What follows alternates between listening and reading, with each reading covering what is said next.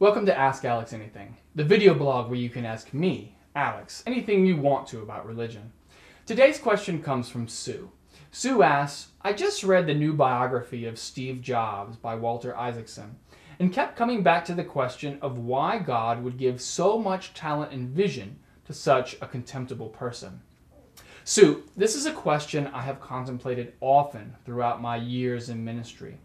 In my opinion, Steve Jobs is representative of a common thread we see throughout humanity. The greater a person's talent and vision, the more likely they are to be a horrible person. The two seem to go hand in hand fairly often. One could speculate that talent creates success, and success builds ego.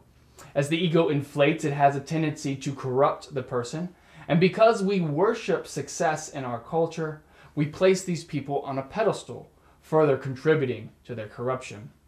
But I think your question is more nuanced than that.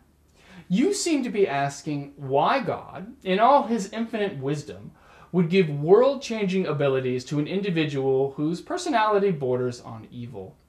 I mean, why not give the same talent to a person who is kind, generous, and altruistic? Wouldn't that person make much better use of those talents? Perhaps the answer lies in how God created us. We are all vessels of God's image. Each of us has been imbued with that image, and we all hold the potential to radiate and reflect God's beauty.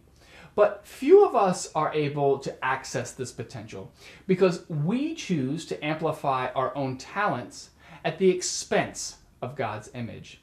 So rather than recognize that our talents are a reflection of God's image within us to be used for God's purposes, we see our talents as a means to advance our own agenda. The more we focus on our talents as a means to further our own desires, the more we diminish God's presence in our hearts. Often, the most successful people are the people who have diminished God the most in their lives. Now, I need to say, it doesn't always have to be this way. I've met many people who are able to be successful and radiate God's image, but it requires a great deal of humility. Ultimately, God gives everyone talents, but it's our choice as to how we use them.